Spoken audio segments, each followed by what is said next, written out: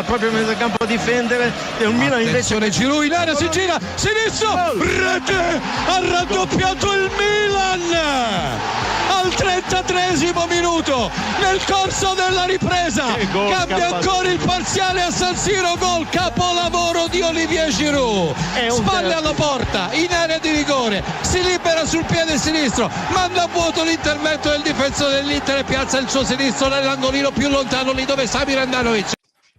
Buongiorno, pomeriggio, buonasera, fellow Milanisti, and welcome to a live episode of the MLM Podcast with us, your hosts, me, Max Lombardia, and him, everyone's favourite AC Milan uncle, Gino. How you doing, mate? Yeah, better than our defenders. Yeah, true.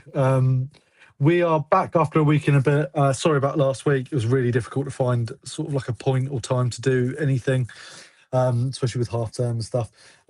So we're going to talk about Napoli. We're going to talk about the game against Udinese, some bits and bobs around that, formations, Allegri, Mercato, all sorts of other bits and bobs. And yeah, we'll see where it goes, really. So just before we get into it, just a big thank you again to Milan Extra for their support with their graphics. If you don't already follow them, please do. Great page, great Instagram account, really good at analysing Italian text into English. Just thought I'd leave this here. I think as we go further into the season, I think things like this just become more prominent, and you can start. We'll talk a bit more as we get to the questions later, but I just think the demise of this club and this team starts at one point, and it looks like it's ending at another. So great guy, and I don't know if you know this or remember this, Gino, but he actually got kicked out for doing this. Yeah, he did. He got kicked out. He actually got kicked banned, out, didn't he? He got banned. Ridiculous, absolutely ridiculous. So look, let's just have a quick chat about that Napoli game. Big thank you to all the people that are live, that are joining us on YouTube and X. So look, this was the starting formation against Napoli. I don't think we can have too many qualms apart from the front two. So obviously Mike Maignan in goal, Tomori, De Winter and Pavlovic as the back three, Salamakers, Bottazaghi as the wing backs, Fofana, Modric and Rabiot in the sort of middle three.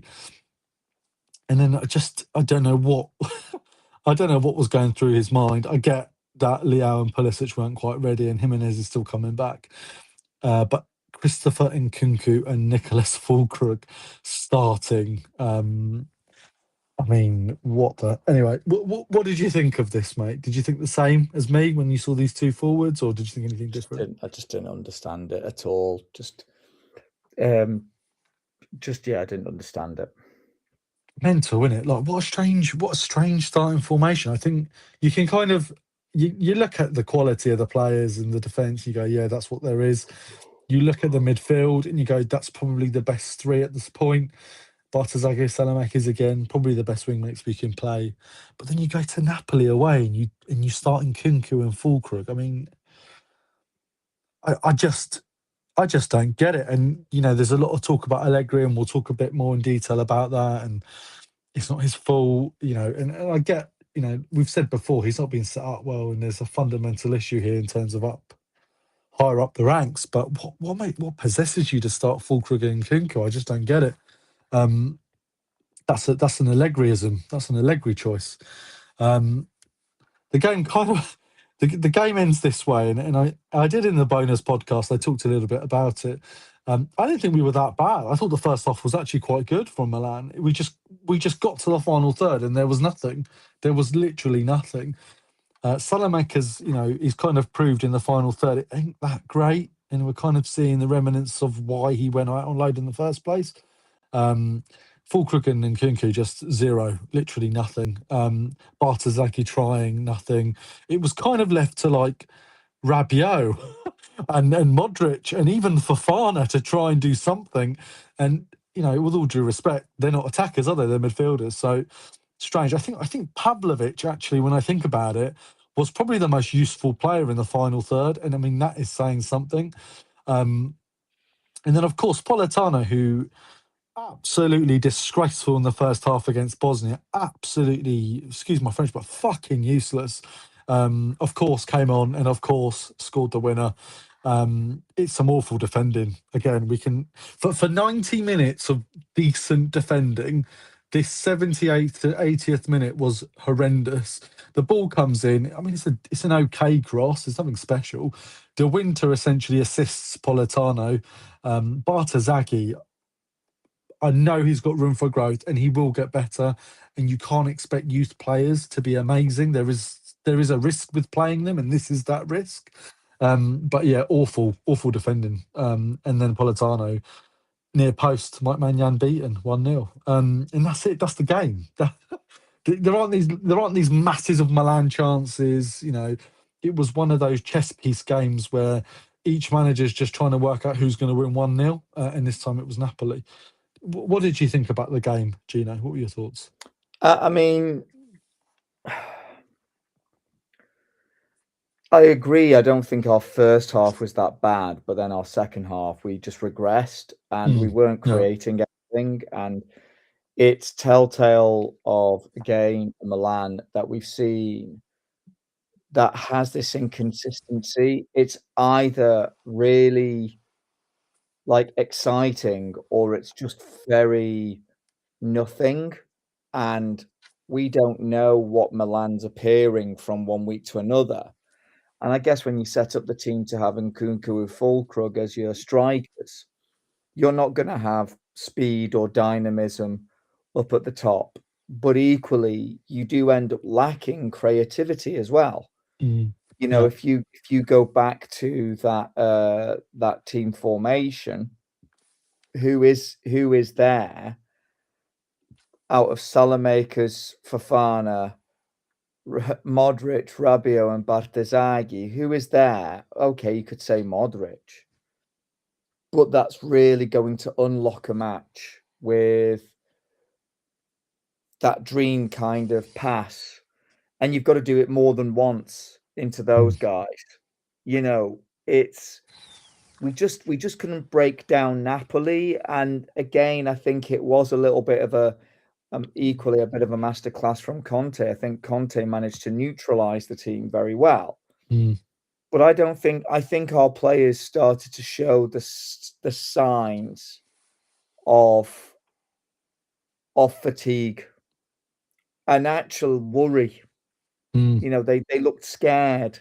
They looked like they weren't ready to take on the championship. You know, because spot on. Yeah. You know, and it just kind of felt a bit not quite, you know. So, you know, as a game and in a whole, I think it demonstrated to us where our problems been this year, or where they have been. Our problems have been this year. But then we come to the international break. We have all of the trouble that happens with Italy, which people can go back and listen to our podcast, but I do realize that there are audio cutouts from that. And then we have the return game, and we've got Atalanta. Sorry, Atalanta, sì, ragazzi. This was the first game after. Sorry, my apologies. I'm just getting my dates so confused. So sorry. I'm going to get told I don't know football. Fine. It's the first game after the whole Italy thing. Fine. Then we get to the Udinese game, and I think we need to start from there, Max. Yeah.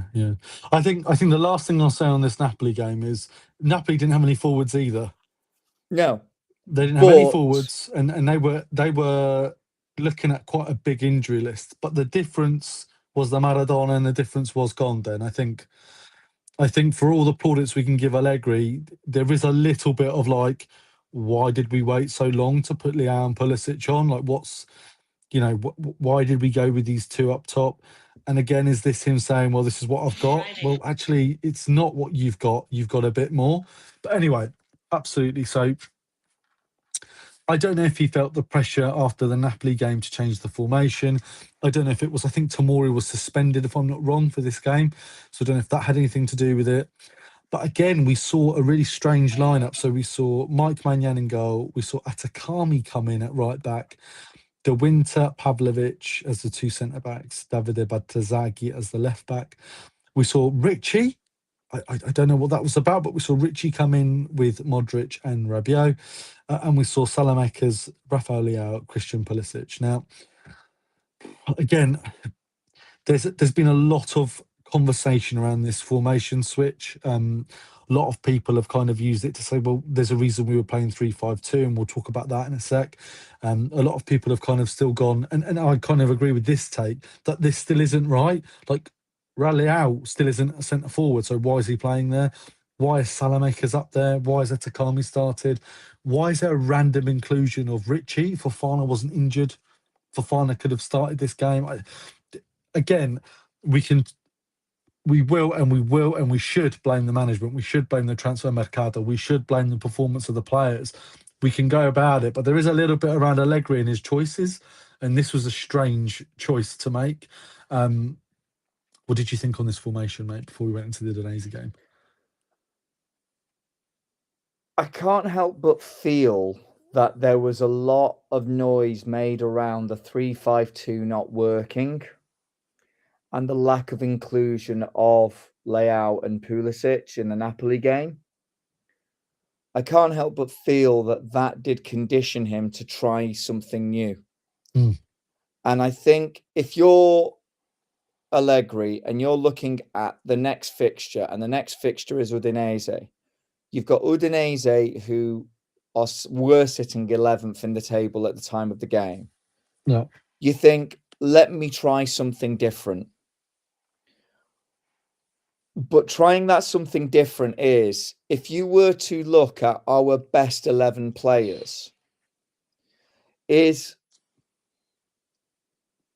this team that you can see in front of you right now, Maignan, Atakami, De Winter, Pavlovic, Battazaghi, Richie, Modric, Rabiot, Salamakers, Leao and Pulisic, is that our best 11? No.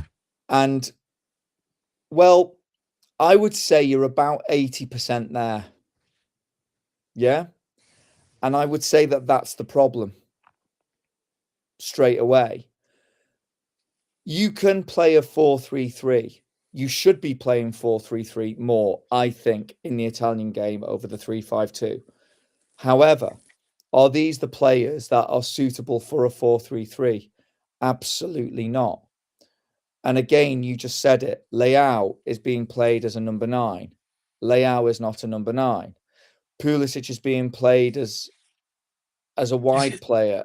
He is and he isn't. He's like a kind of like a false 10. Salamakers is not your high up the line striker. Richie is there instead of Fofana. Fofana should really be there again, in that 3.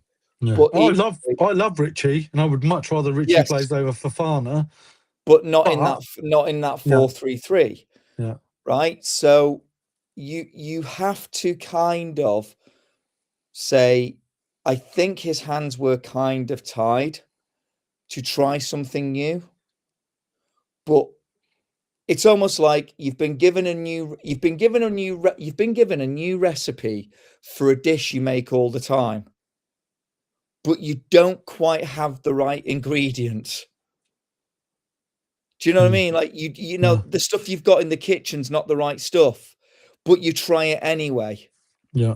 And I think that's the problem. I think he's trying to do something with not the right ingredients. Yes, spot on. Yeah. And he hasn't been given the right ingredients either. Let's make that clear. No, so he's been given the recipe and told, oh, well, you can use this instead of this. But they're not the right substitutes. No. And Anthony's brought up a really good point, and we will talk about Anthony, I promise. We're trying to just stick to football at the moment and just the game itself. I still think this formation is wrong and is a choice problem. Why? Like, Pulisic has been strongest for Milan on the right-hand side, right? We all know that. That's where he's excelled. So we've put him on the left-hand side. Leao has been one of the best left wingers in the league. He's in the middle. Salamakers, it ain't it. He ain't it. He's a right wing back, fine. He ain't a right-sided forward. But you know what I would do though in that case though, if you're effectively saying, look, I'm not going to play Fulkrug, who is the only real number 9 in the team. He is, isn't he? Basically, he is.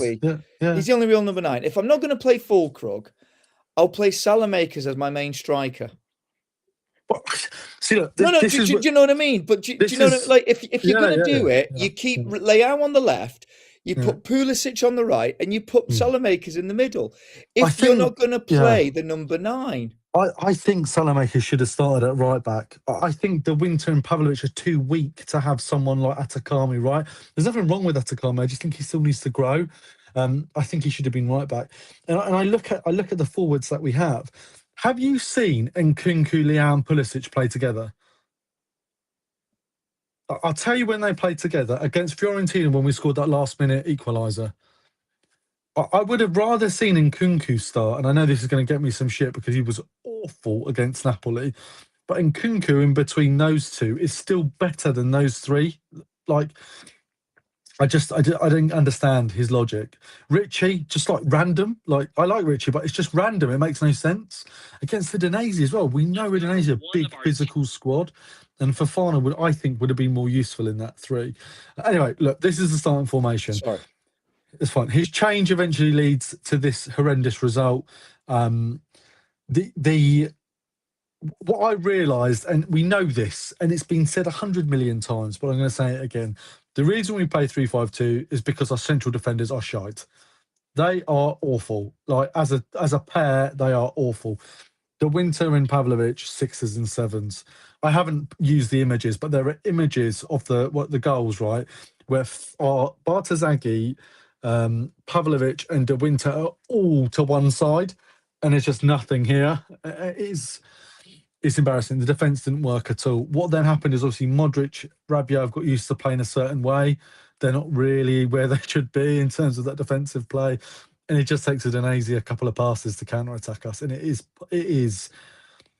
Udinese had the freedom of the San Siro. They came to the San Siro and played how they wanted for 90 minutes, and it was pretty embarrassing to watch, actually. I mean, Zaniolo did himself a lot of favours in essentially saying, I should be getting called up for the national team, right? But he looked good, not because he was particularly bad or particularly brilliant. He just looked good. But Milan looked really bad. Yeah, he did absolutely. The same thing consistently. Ran down the wing, cut in on his left, knocked crosses in. Right? All 3 goals, you could spend time saying on this minute and that and doing a summary. I don't particularly think we have to. We've lost 3-0. The first goal is a Bartazaghi own goal because he's running back to try and cover off a line that's been exposed, because in a 3-5-2, you wouldn't have had all of that space and time to have gotten that shot off. The second goal is a well-worked goal by Udinese, but again, the defending is absolutely terrible. Yeah. The third goal is Atakami and all odds and sorts, who Atta has essentially, who basically scored the first goal, even though it came off Bartazaghi.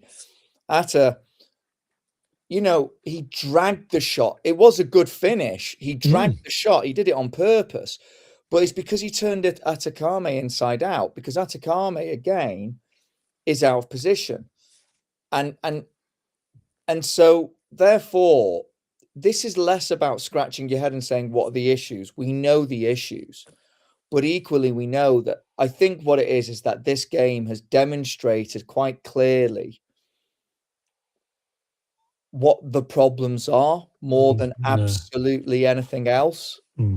And it shows how badly the team's put together. I think that's just, And it's, look, I think it's telling.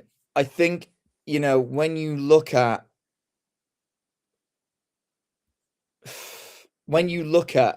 the state that we're getting ourselves into now, when you look at the league table,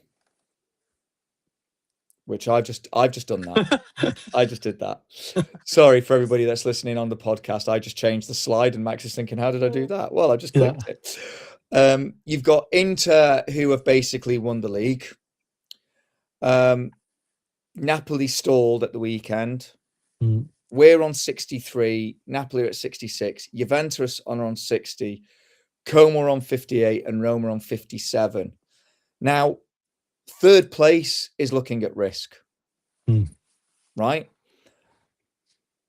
If we continue down the road in the way that we're going and the performances that we're putting in, I think fourth place could be up for grabs. There's still 6 games left, is it? Yeah, we're in free fall now. We are in free fall. Yeah. We're in free fall, I would say, because of the most obvious things. And it comes to Anthony's point here. The problems are beyond just the coaching and the tactics, although tactically we have got it wrong.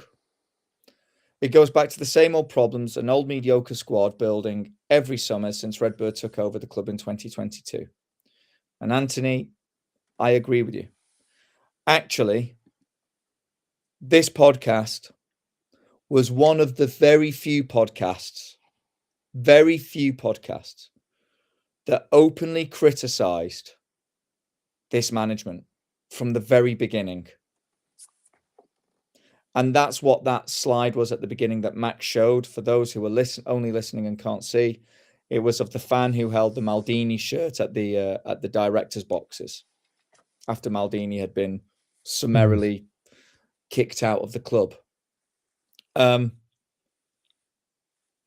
We don't squad build. We don't have the money. January, when we are fighting for the Scudetto, Allegri asks for a striker and a defender. We are told that there's no money, and that's how we end up with Fulkrug on loan with a 2 million buyout clause, which by now, the looks of it, they're not even going to go with, right? We don't get the defender, but apparently we were offered Kim by is it Munich? Is he at Munich? Bayern Munich, right? Who we know from the Napoli days. What an upgrade that would have been. What an upgrade. All of this is to say this club is not doing the things that we know it's been avoiding doing. But this is not new. And like I say, this podcast is one of 2 or 3 from the very beginning that pointed out that this management doesn't get it. Now, they bring in Tade, they bring in Allegri in the summer last summer. Tade is not allowed to go and do what he wants to go and do. And Allegri isn't being given what he needs to be given in order to do his job. And it's, like you just said, you actually said the perfect word, free fall. We are in free fall. The most interesting thing for me is it's the striker stat. So since 2011 and 12, Milan have not had a striker that's netted more than 20 goals.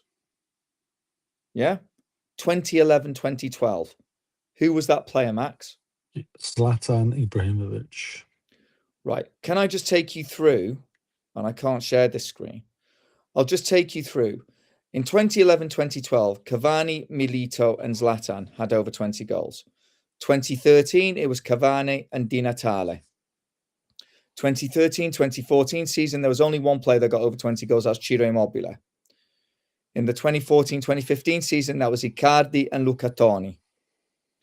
In 2016, there was only one. That was Higuain for Napoli, 36 goals. Remember that season? He was an absolute beast that season. In the 2016-2017 season, there was Dzeko, Mertens, Belotti, Icardi, Higuain, 5. 2016-2017, Higuain for Juventus. 2018, there was Immobile, Mauro Icardi, 29 goals each. In 2019, Fabio Quagliarella. Right? 2019-2020, only Ciro Immobile. 2021, Cristiano Ronaldo. 22, it was Ciro Immobile. 22-23, it was Victor Osimhen. 23-24, Lautaro Martinez. And 24-25, Retegui. So every other club has had a 20-plus striker in this period. And Milan has had 0. Right? Milan 0. Juventus, surprisingly, really thin. Only Ronaldo in those last 14 years has been in that list. Right? Higuain. Sorry, Higuain. Sorry. Higuain and Ronaldo. But Juventus paid the money for Higuain. Yeah, that's the difference. Yeah. They paid the money for Ronaldo. Right? They paid a good salary. Yeah. So if we're not going to buy the players, if we're not going to build a squad, what's the point?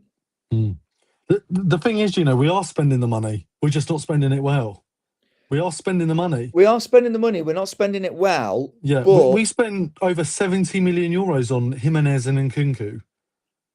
And that shows you the level of incompetency in Fulani and co.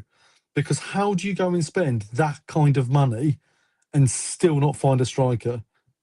You could have easily gone and bought Osimhen. 70 mil, easy. Maybe 80. Fuck it, 80 mil. What my problem is, Gino, is we do have the money. We do. We have it. We just don't use it. We don't use it well. We have the cash. I think the thing is, we have the cash when it almost becomes absolutely imperative that we have to spend the cash. But then we're in a panic because we don't go for the players that the manager wants. We have no system. We have no plan. We have nothing. Nothing correlates at all with anything. So the idea is, right, Jimenez, if he's not to be part of the Allegri plans, he should have gone in the summertime. Yeah, but he was though, wasn't he? He played all those games. He just couldn't score. Yeah, but what I'm saying, but do you see what I'm saying? It's if he's not part of the plans, I don't care that the player keeps on making all of these announcements saying, I want to be part of the team and all that. I don't care. Go. Yeah, talk is cheap. Yeah. Go. And it should be the manager that says, thanks, but no thanks. Off you go. Offload him. Get rid of him. You get rid of him at a loss. Yeah? You get rid of him at 20 million, whatever. Yeah. It's the bad money for fallacy. You ever heard of this? You keep spending bad money after good money. It's like in England. It's like in the UK, HS2. Do you know what I mean? The railway line that's never going to get built. That's never going to get finished. Why? Because it's good money after bad money. Yeah, I think the money's there. They just don't spend it. We're supposed to be this most financially stable club in Serie A. We don't have all the debt the others have. We don't have all these problems. We're constantly in green. We sell players as soon as we can for the money that we can get for them. It's nonsense. They just don't know how to spend it. It's pure incompetency, and that's it. Fulani hasn't got a clue. They're trying to blame Tare. One season. Fucking hell, he hasn't even had a chance yet. And then they go back to Maldini. Oh, Maldini signed... what's his name? The really shite forward who we paid wages, he never did anything. The one from Liverpool. Oh my God, how have I forgotten his name? Do you know who I mean? Yeah, I know exactly. Origi. On a free, by the way. He didn't spend 70-something million on 2 forwards who can't score. Shocking. And then also, if we want to talk about the money, mate, we were about to sign Mateta in January for 30-something plus million. We had the money for that because it was an opportunity. But then we ended up with Fulkrug for 5 mil on a loan. Well, the thing is, the whole Mateta deal, though, as well, was another complete mismanagement of a situation.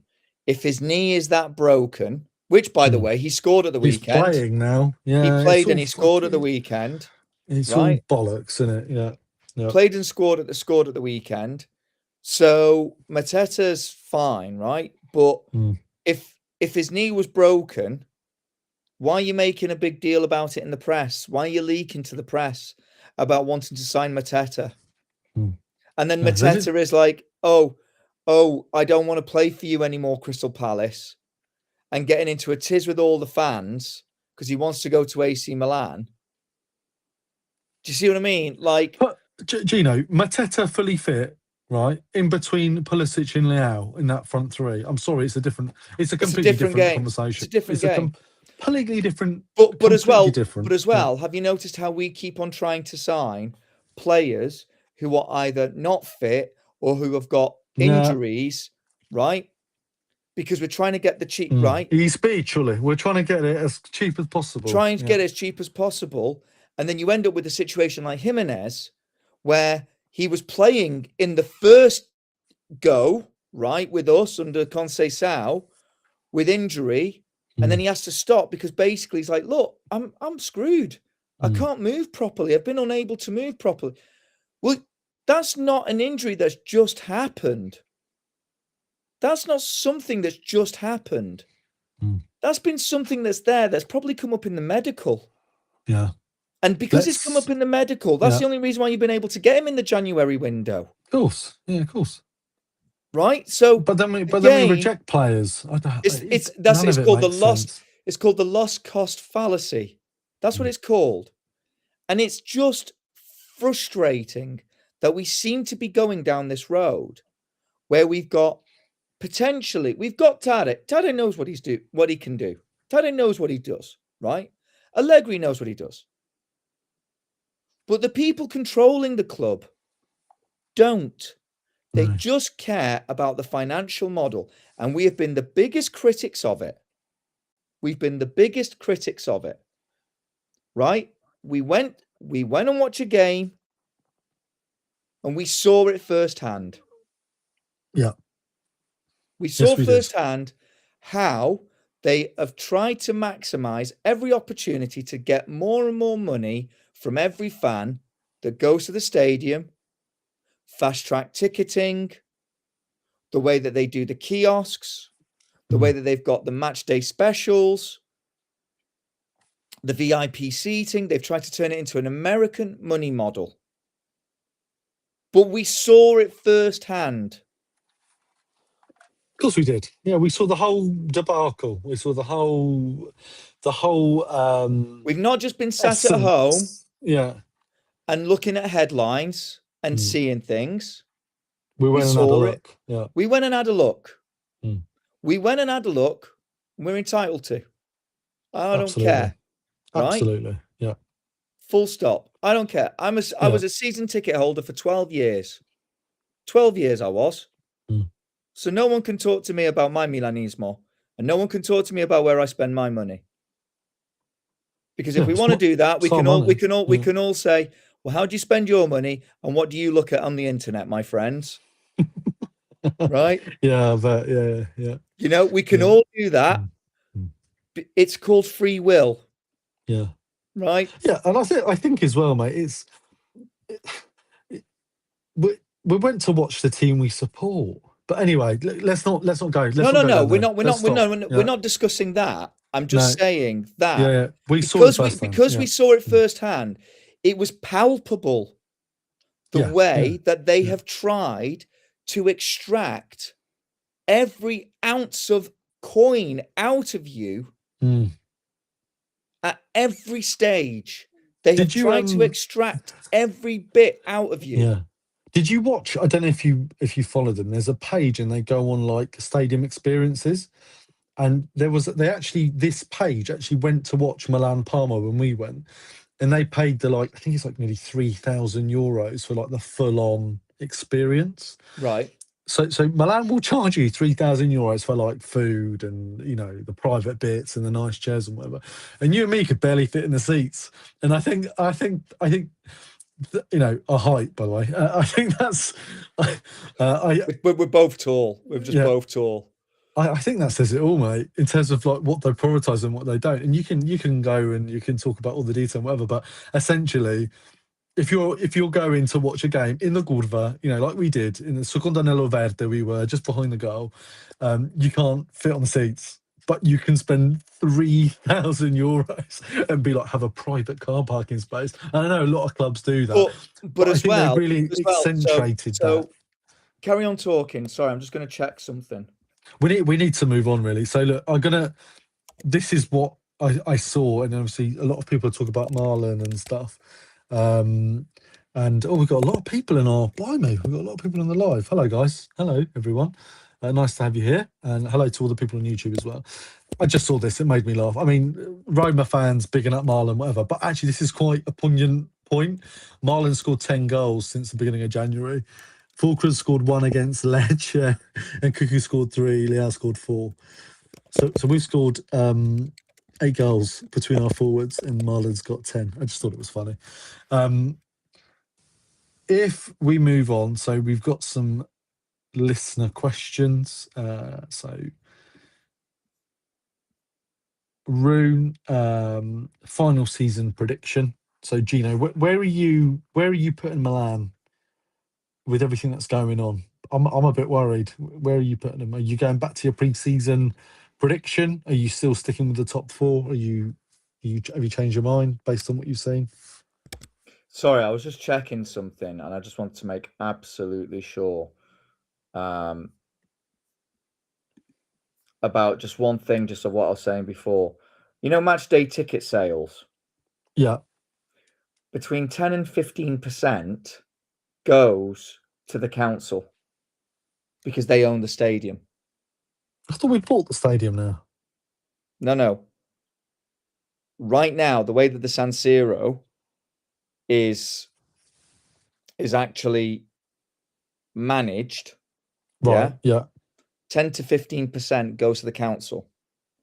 So, if you think of it this way, let's just call it 10%. So 90% of the ticket sale goes to the board. Yeah. Yeah. €3,000 ticket. 90% of that is going to them. How many of those are they selling a year? Oh, God knows. Yeah. Loads. Yeah. I mean, to have the money to do that, but yeah. Anyway, so final season prediction. I don't want to predict it. I think, like you said, we're in free fall. I think our next few games, that's going to tell us everything. But I would be surprised. I would be surprised if we stay in the top 4. I'd be surprised. Yeah. I just think that Juventus have got the bit between their teeth. I think Juventus have got the bit between the teeth. I think Como. You again. Yeah. I think Como are looking good. I think Roma don't want to disappoint. It's really interesting. What do you think, Max? I think we're in free fall, and I think our players are quite especially some of the ones that have been here a while. We know they're quite mentally weak. Yeah. So I think as soon as Politano scored that goal, I think their heads dropped, and I think some of the Udinese game has something to do with that as well. I worry Juventus, who've had a rubbish season by all accounts, with Spalletti are only 3 points behind Milan, that have challenged for the title. I'm worried. We've still got to play Juventus. We've still got to play Atalanta. I feel like our pre-season predictions might not be far off, just based on the last run of games. I have this horrible feeling like do you remember when we had Pioli and we were Scudetto champions, we went into January and we were a few points off of Napoli. We lost was it momentum. Sassuolo? Sassuolo, yeah, we lost. And it just went downhill from there. And we ended up playing a 3-5-2 and scraping into the semi-finals and embarrassing ourselves and 20 points off top and blah, blah, blah. And we came 5th that season, but because Juve cheated, we came 4th. I'm worried. I see resemblance of Allegri's second season with Juventus, where they plummeted after challenging Inter all season. There's just some telltale signs. We've got a very small team, 21 players. We didn't strengthen. We don't have depth. We're 2 injuries away from poor. I mean, we're 2 injuries away. We played the starting 11 and we still got battered against the Udinese. So I'm worried. Yeah. I think a big thing is as well, like, there's a lot of stuff online about Pioli's points. No, but that's just revisionism. That's just, revisionism, and you're kind of like going, come on. Pioli had way more players. He did shit in Europe still. Players. Yeah. Like, come on. He had more players. He actually had more subs. players. And he actually had goal scorers. Yeah. I mean, like Giroud. I mean, hello. I'm not saying, Jesus, All I'm not saying the people, it was perfect. But every single, I don't care who the hell listens to this part of the podcast. I want you all to bow at my feet, kiss and bless them, right? Because you were proven wrong, have been proven wrong ever since. All the people that were talking about how bad Giroud was, fuck you. Yeah. But every single one of you. We needed to upgrade. We needed to upgrade. No, I know. These players. I know. But what I'm saying, no. But what I'm saying is, he was doing the job. Yeah, he was. Yeah, absolutely. He was doing all right. He wasn't getting you 20 goals, as my but he was showed. But he was doing the job. Yeah. And who has come in since Giroud that's done the job? No. Up front. No one. Nobody. So I mean, like we relied on Pulisic and Leao to overperform the first half of the season, even with their lack minutes, and now it's dried up. We're fucked. So I think 6th, 5th, 6th. I think that's where we're going to end up. Sorry to say it. I just think. Go on. I just staying? Think true. I think Rafa's getting sold. I think Rafa, Pulli, Modric, Allegri, Bartazaghi, Salad. I think Rafa gets sold. Yeah. I think the fans, the reactions, I think if you can get anywhere between 70 and 90 million for him, you'll sell him, right? I think Pulisic potentially gets sold, right? You can get most value for him, probably to something like a Bayern Munich or a Dortmund or something like that. I think you'll get good money for him there. I think Modric said he wants to stay, but I think it depends on where we finish off in the end of the season. If we're not in Champions League, he'll go, because it's like, what's the point of him playing at 41 then in the Italian league? There's more and more voices saying that Allegri will be the new Italy coach. I don't see that happening, but I don't see that happening because of a few reasons, which I'll get to in a second. I think Bartazaghi stays. And I think Salamakers would like to stay. But equally, if there's a good money offer for him, I can see this being the year that management, with or without Fulani, offloads a lot of players to get a lot of money. My only concern is, by offloading so many players, we're starting at year 0 again. Again, yeah. So I'm gonna answer this slightly differently. It doesn't matter. It doesn't matter who goes, who stays, who they buy, who they don't buy. If Allegri stays, if he doesn't, it makes no difference. There is no appartenenza. There is nothing. So, is Rafa going? What difference does it make? Is Pulisic going? If Modric stays, Allegri. I mean, I don't think Bartazaghi will go, but I think, to me, genuinely, it makes absolutely no difference whatsoever. I think if Milan qualify for the Champions League, whether they don't qualify for the Champions League, this ownership sells. End of story. Done and dusted. It sells. We are a selling club. People keep likening us to Dortmund 2.0. I think that's flattering us, to be honest. We are a selling club. So any offer for any player, they're gone. Now, I think after Rafa's last few months and whatever, every time Rafa plays and he doesn't score, the price goes down. So we went from 90 million, now we're at about 50 million. Pulisic again, who knows? Modric, hopefully he stays. He probably won't. Don't know about Allegri. All I would say about Allegri is he's done a great job to put Milan where it is currently after last season. But do you really want to play like that in the Champions League next season? Like, seriously, honestly, ask yourself that question. Do you really want to play like this in the Champions League next season? Shitty, defensive, soak up, counter-attack. There's something about the players. There's something about the quality of the strength. There's something about the depth. There's something about the management giving him shit players. I'm not blaming him for this. I'm just saying that's his style of play. We know it. Don't go around it. That's how he plays. He's famously cortomuso. That's not a joke. That's what we do. Yes, that's where I'm going with this one. I don't think it really matters who goes, who stays. It makes no difference. You could have 6 players go, Gino, and they'll just replace them with mediocre. And when there's headlines coming out saying Milan want to strengthen their team with Italians. I don't believe it anymore. It is all an absolute load of bollocks. We heard it all last season. They're going to strengthen with Italian core players. They bought Ricci and Terracciano. That's it. They didn't strengthen fuck all. It's a load of bollocks. It's the price is right, mate. So if you can sell Salad for 20 million, his replacement will cost 7. If you can sell... If you can sell Rafa and Pulisic, that would be ridiculous to sell them both in one window. But if you could get up to 150 million. Their replacements will cost you 50 tops. I'm just gutted that right now we don't have that clip of. Oh, what him talking? I know exactly. I thought about putting it in. I think I deleted off Restream for space. Yeah. In terms of realistic summer transfers, I'm going to answer this really quickly. There ain't any. Forget it.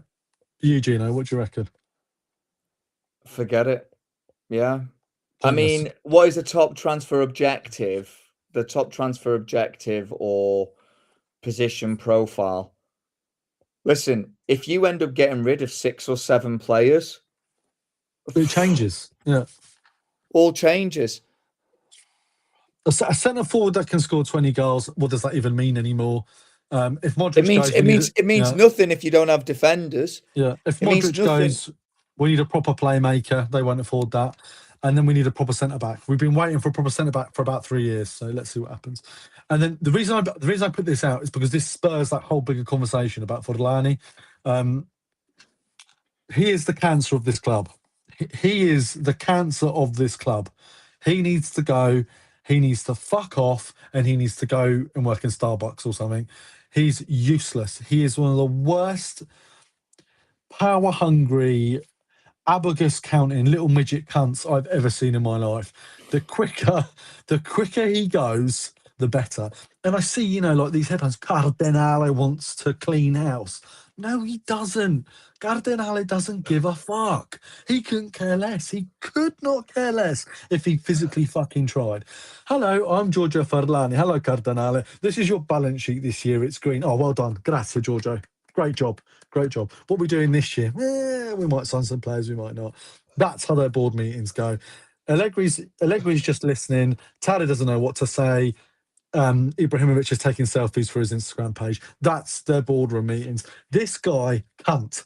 The quicker he goes, the better. Until he goes, nothing will change. Trust me when I say it. Live people on YouTube, live people on X, I'm telling you, till this man fucks off, nothing will change. Cardinale is just all his mouthpiece. It's all hello. It doesn't change anything. This man's the problem. They got rid of Maldini to give this man more rope. Look at what Maldini did with a shoestring budget. Imagine what he would have done with 75 million for forwards.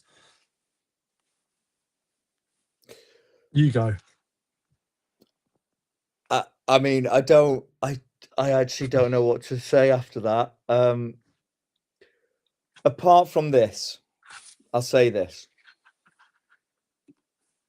To repeat what I said before,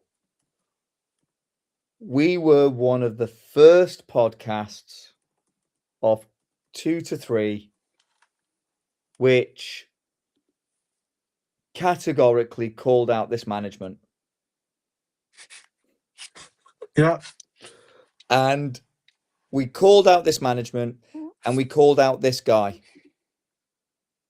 And we were one of the first 2 to 3 podcasts that were doing it. And a lot of other people and a lot of other podcasters wanted to back management, wanted to say management was great, and now they're turning on them. Yeah. And there's certain podcasters who apparently have conversations with the Milan president week in, week out, and can tell you everything about the transfer things. And it's just like, Gino, come on, guys. Let's not talk about other podcasters. No. But I'm just saying. No. Yeah. I'm not, because you and I have already had the conversation. But I'm just saying, just to make it very adamantly clear, we were one of the first few that said that this is what the problem is. So this is not a surprise. And when I talk about that other particular podcaster, it's to show you what a job they have done in a recruitment of this space of fans. Yes. Yeah, I agree. That's why I'm mentioning it, because it is a recruitment of this space of fans. And that is what is blood's curdling for me. I seethe with that.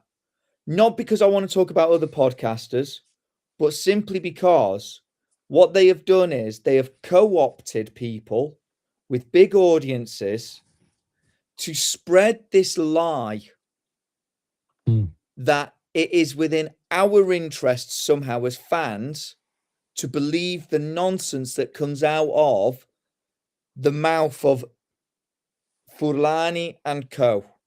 Yeah, I don't believe a word they say anymore. So before it used to be about before it used to be about leaks to the press, knowing which journalists to go to, which client journalists to go to. And now what they're doing is they're doing it with podcasters, and they're doing with personalities in inverted commas online in order to change this perception about the club. Yeah. And that this club isn't about the 7 European titles, that this club isn't about the 19 Scudetto, right? 18 Scudetto, 19 Scudetti, whatever. It's not about the Intercontinental Cups. It's not about the heritage of the club. It's not about the name Maldini. It's about what they're doing. It's about forgetting what Berlusconi did for the club, right? The new stadium should have a stand. Named after Berlusca. Gino, the new stadium should be just Milan's. It shouldn't have anything to fucking do with Inter. It should be just Milan's. But Max, again, that's another thing. I have no issue. If Milan and Inter want to share a stadium again and to capture, right, the essence of what is the San Siro, because it's a special place. It's a special place. I agree. Right? Yeah. And as long as the bill is split in half between the two, fine. But you should have a stand named after Berlusca, because he was the history of Milan. We'll never. That will never happen again. Just forget it, everyone. Forget it. That's not happening again. Look, listen, we've gone on about it enough. I think we've been saying this for ages. The minute Maldini went, people were all over Fulani because we sold Tonali. That was a gut-wrenching month and a half. Then we started buying all these players, and everyone gets excited. And they, oh my god, we bought all these players. Oh, we got 8 players, and that's it. They forget the shit. Awful guy, rubbish, dreadful. I can't believe he still has a job. I cannot get into my head how Maldini goes after one dodgy interview and a couple of two shit signings. This man has spent millions and millions to still be shy, to regress. So let's leave it there. I think it is just horrific. Really quickly.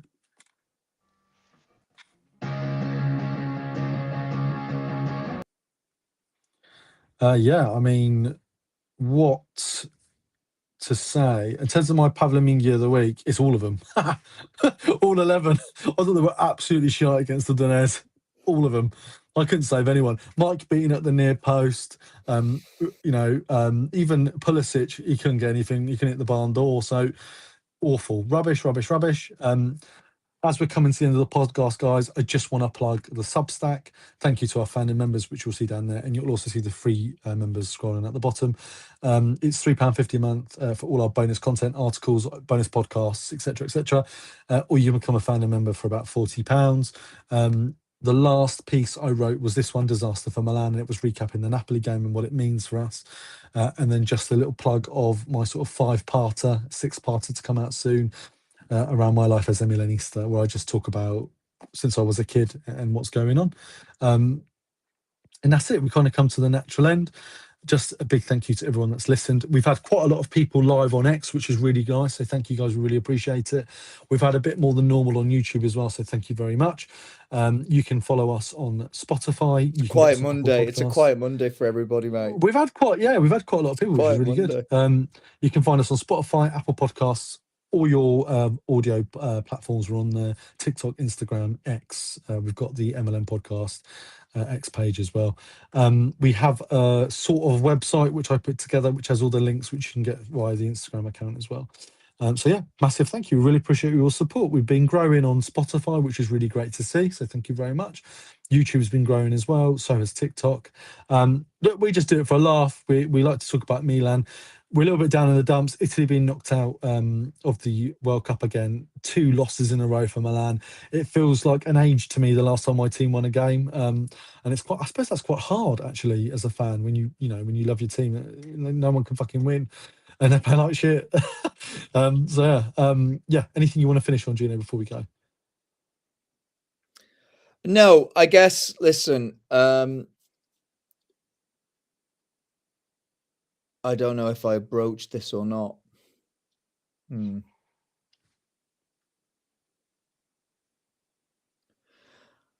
I think just from my perspective, there's been quite a bit said in recent weeks and months and stuff about, well, I don't even want to go into it, but,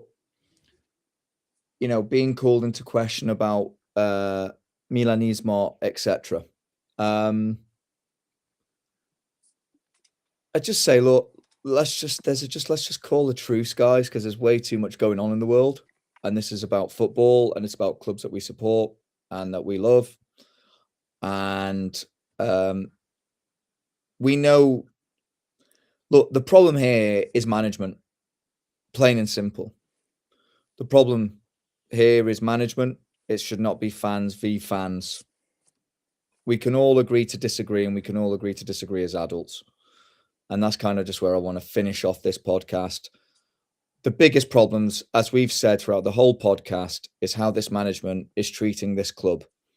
They are not treating their fans with respect. They're not treating their fans with any form of any form of understanding. They don't understand the culture. They don't understand what football is. They just understand spreadsheets. And when that ends up becoming this battle of ideology between fans, that's just that they're winning. They win when it becomes that. And I don't know if that's more and more evident every day, how everybody just wants to seek division. But this is what this club is doing to its fan base. And this podcast is designed purely so Max can speak about Milan and I can somehow pull up metaphors which make absolutely zero sense to anybody else apart from me most of the time. So that makes sense. For those who do listen, for those who do tune in, for those who have supported the Substack, which Max has basically had to carry on his back because I've just been totally either out of the game or too busy. So I can only apologize, and I promise I will try and do something as soon as, thank you. Thank you to all those who do. And to those who, have been brought into a trap of criticizing or whatever it is, it's just like, guys, just send me a message. I'd be more than happy to speak to you. Yeah. But, I think I think, look, anything malicious is blocked, and that's it. That's all I have to say on it. Anything malicious is just blocked. Right, have a great week, guys. Forza Milan. We didn't get a chance to preview the next game. Don't even care. Is what it is. It is what it is. We'll see what it's like. We'll be back next week. We'll do some bits on the Substack. Have a great week, guys, and sempre Forza Milan.